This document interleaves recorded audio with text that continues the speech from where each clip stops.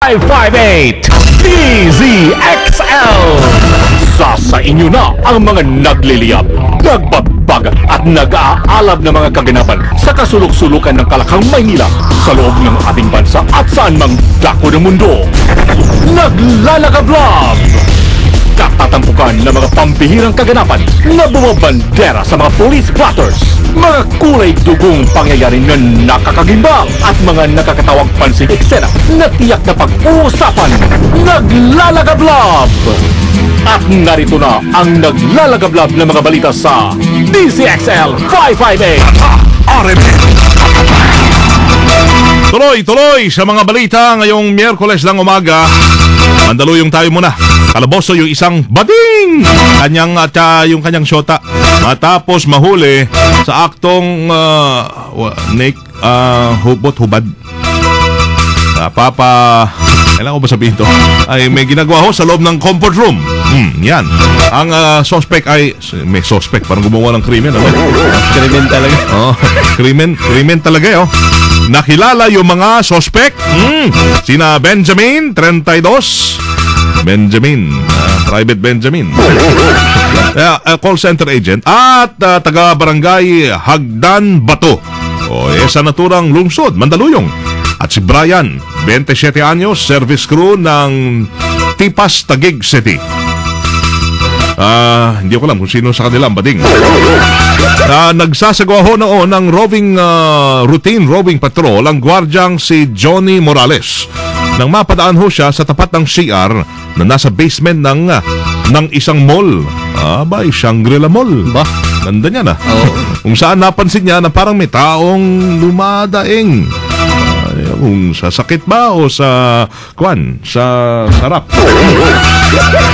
Nang kanyang tingnan, sumilip. Di ba krimen yun? Silip-silip. Nang kanyang tingnan sa loob ng isang cubicle sa banyo, doon niya nasaksihan ang kahalayan ng dalawa. At dinala sa impila ng pulisya mga ito at halos makaawa na hindi na uulitin yung kanilang ginagawa sa CR. Yun. Napatawad din naman ng mga otoridad ang mga suspect at pinakawalan din naman tala. Samantala, sumalpok sa powerhouse ng MRT ang isang puting kotse na minamaneho na isang Indonesian national kanina pasado alas 6 ng umaga. Mga kasama, nangyari po aksidente sa southbound lane ng EDSA Buendia na bagyan nagdulot. Kaya pala sikip. Traffic. Oo, traffic. MRT mabagal. Yun, nakilala ang driver ng Hyundai Elantra na may plakang TIZ483 na si Rajan Nablani. Hindi naman nasaktan ito, maging ang dalawa niyang kasamahan.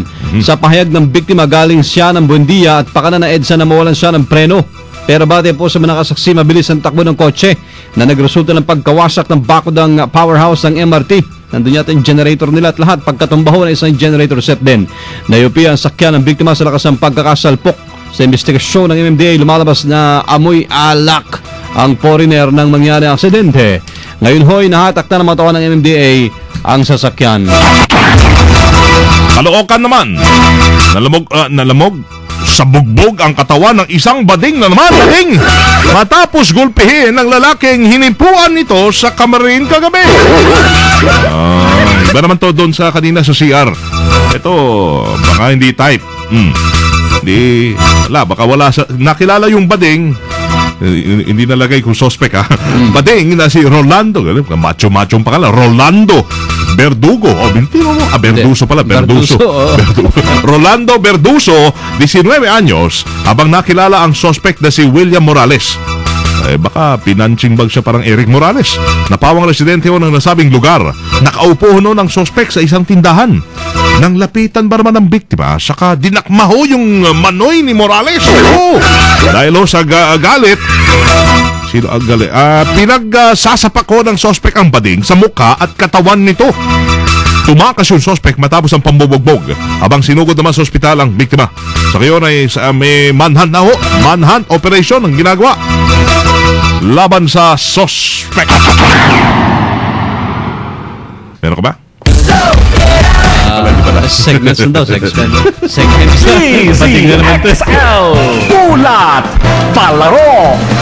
Mga kasama, personal pong mapila sa gobyerno ang ama ni WBC Youth Intercontinental Flyweight Champion Milan Melindo na kilala na nagawang kontrobersyon ng maboksingero Pinoy boxers. Mga Pinoy sa karangalan ho ng Pilipinas. Yan ang panawagan ng ama ng tubong Cagayan boxing champion na si Milan Melindo Sr. nang malaman ang panalo ng kanya naklaban sa Indonesian boxer na si Tommy Serran sa Macau City, China noong nakarang araw ng Sabado. Sinabi nito na sana hindi pababayaan po ng gobyerno lahat ng mga Pinoy boxers at bibigyan ng sapat na benepisyo na magagamit naman ito balang araw. Tinihag din ng matandang Melindo na ayaw niyang sapitin ng kanyang anak at maging na iba pang boksingero na nababaliwala na kapag sila'y nalaos na sa industriya ho ng boxing. DZXL Showbiz Balita. Alright, si Loli andito pa rin kasama natin. Loli. Hinihilas yung papel dun eh. Oh, may napulot na naman. Ano yan? Baka love letter yan. Galing sa galing yan. May hinihilang papel eh. Ito na. Hello everybody and everyone. It's me, your 1.5. Ayaw mo palang gayahin. Kasama mo yun ha? Ha? Kitang-kita sa camera. Kayang-kaya mong gayahin pala yun ha? Ayaw kong gayahin si Loli. Hoy! Ayaw pa rin eh. Yan. Buti na lang. Ako kasi minsan, sinusubukan ko eh. Diba? Pero parang masakit sa lalamunan eh. Sakit nga eh. Everybody! Oo, diba? Pwede rin.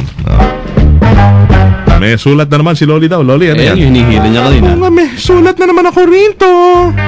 And my is Loli for today is about a certain mommy na. Mommy. Sabi niya, Dear Loli, ako ay dating hot babe na nagpakasal at ngayon ay magiging mommy na, Loli. Ba? Ayos. Ang aking nakuhang maging partner at ang may pakanan nito ay ang isang non-showbiz guy na nagpakasal sa akin. Kinasal kami civil muna. Yung wedding ay sa October pa. October. Kayo naging malikot kayong dalawa. Pero since ako ay nagdadalang tao na, gusto ng aking partner, nagtanim din siya. Kaya nga, gusto dapat niya. Hindi kasi biro yung pagtatalim-talim. Tingnan nyo. Nagkaroon ng ani.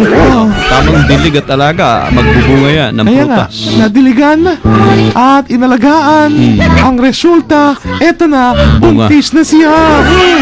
Gusto ng aking partner, napakasalan niya ako bago ako manganak. Siguro pag sakit-sakit ng tiyan, saka padalhin sa simbahan. Iniiwasan muna namin na pag-usapan yan ang tungkol sa aking pagbubuntis. So yan lang muna, Loli. Dahil may mga pending racket pa ako na kailangan kong tapusin. Pwede pa itong sumayaw-sayaw. May asim pa ang aking pagsayaw. Dahil ako'y dating Viva Hot Babe. Diba? It's me. Ako'y crush ng partner mong si Buddy dati. Loli, it's me. Katja Santos. And that's my Loli letter for today. It's me, Lollipop. Parapapap. Lollipop. Hindi gasgas, hindi umatras. Hoy! Medyo Thank you, Loli. Ito ang Tama na. Aga-aga pa eh, nagtatanim na. gas. Saan tayo? Panghimagas Beauty is back. What's up, PB? Magandang umaga mga kasama, Cao Shanghao. Para naman po sa aking panghimagas na kung ngayong summer ay patindi na ng patindi ang init ng panahon. Nararamdaman niyo po ba yun? Grabe, oo. Kaya naman kapag tayo'y naaarawan ng unang natatamaan ng araw ay ang ating anit at dahil diyan ay umiinit na rin ang ating ulo sa init. Kaya naman itry nyo itong bagong uso sa ating bansa, ang Green Tea Ice Cool Hair Mask na galing pa ng Japan. Mayroon itong eucalyptus menthol na nakaka-refresh ng ating anit. Ang maganda pa rito ay dandruff-free siya. Available ito sa mga salon sa halagang 300 pesos lamang. Magiging good mood na ang iyong buhok at ikaw na rin ay feeling fresh. Yun. At yan po ang balitang panghimagas kan DZXL Sinwon Chongsen Washer Phoebe Tatak Armen. DZXL Bulat Trapiko. Rambo Labay, bye!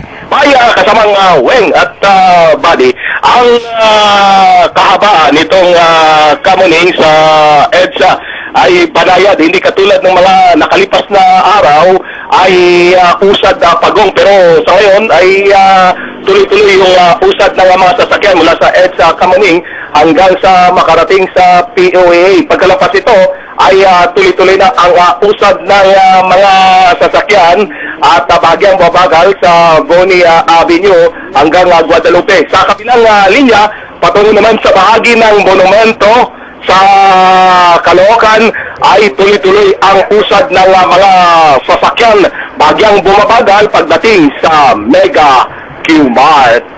And the movie for today, Rambo. Movie. Ano ba mga palabas kayo? Masarap pumasok manood ng malamig eh, di ba? Oh. Tama yan, kasamang Weng. Ano bang palabas ngayon? Ano bang Movie. maganda? Hindi ka na ata nakakapanood. Pareho tayo lahat. It takes a man and a woman na lang. Sini. Ha? Napakaganda yan. Ano ba yun? Kuan ba yan? Bruce Willis ba yan? Walang NTRCB na bigay sa akin ng pases. G.I. Joe, Retaliation. Okay din. Yan, yung mga palabas ko ngayon. Maganda yan, G.I. Joe din. Medyo, ang bata. Sige, ayos. Cartoons ba yan? Cartoons. Os ba yun? Great and powerful? What? Yan, mga ganyan kasamang body. At, Mahal na kasi sine ngayon eh. 150 yata ang sine ngayon. Yung pinapanood mo, dyan na ka madalas, dyan sa may, sa may mga double-double. Sa recto? Oo. Diba? Minsan doon ka. Doble? May ano? Double? Para sulit daw, double. May turot pang libre. Tsaka for adults only. Motto for today. Hey, handog natin kay Professor Eric Sanuan. Nagikinig pala yun lagi, Professor Eric Sanuan. Rob, morning. Natin ngayon, a good life. Yung kwan mo, padsero mo, kasi patay mo atas. muna yung kwan mo. Alarm. Alarm. Atras ka na atras, natrasan mo. Yun, okay, matay. A good life is when you assume nothing, do more, need less, smile open, dream big, laugh a lot, and realize how blessed you are. Galing. Aba.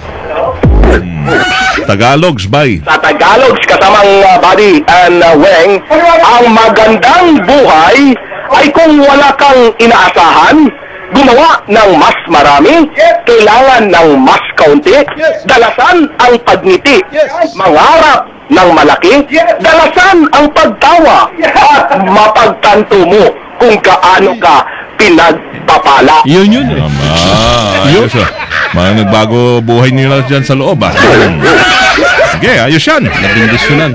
At least, May panahon pa para magbago. panahon pa. Bagay, tapos na yung initensya. Pwede pa humabol sa mga Buddy Tama. at Weng. Yan. Yan, kumusta ka raw ni Jimmy Mendoza?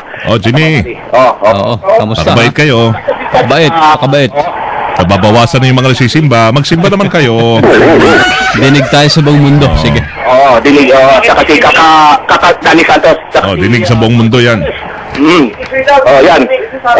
Kasama mo sa kahabaan ng EDSA Kamuning, Silvestre.